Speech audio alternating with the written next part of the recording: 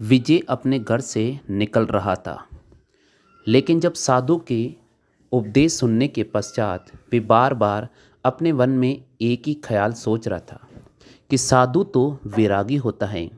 आखिरकार साधु को मेरे सोने के 5 सिक्के लेने का क्या मतलब था, क्योंकि इनके ना तो कोई संतान होती है, ना ही इनका कोई परिवार होता है। फिर आखिरकार वे साधु उस धन का क्या करेगा। ऐसा सोचते हुए विजय शहर में आगे की ओर बढ़ रहा था।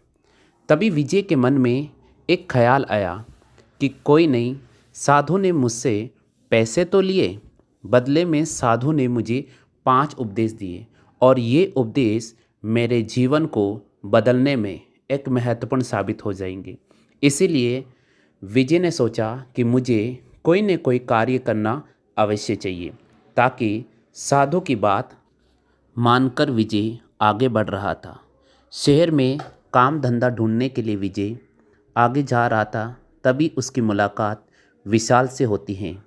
विशाल एक राजा के यहाँ नौकरी करता था, घोड़ों की देखभाल करता था।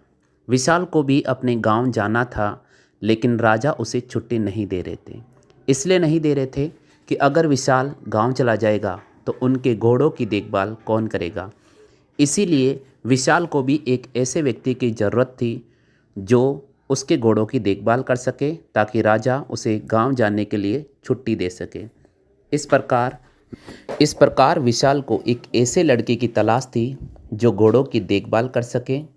और विशाल अपने गांव पर जाकर अपनी माँ से हालचाल पूछकर आ सके। तभी विशाल की मुलाकात विजय से हो जाती है और विशाल ने विजय को कहा कि आप हमारे यहाँ पर काम कर लीजिए, बदले में आपको कुछ दिनों का पेमेंट मिल जाएगा।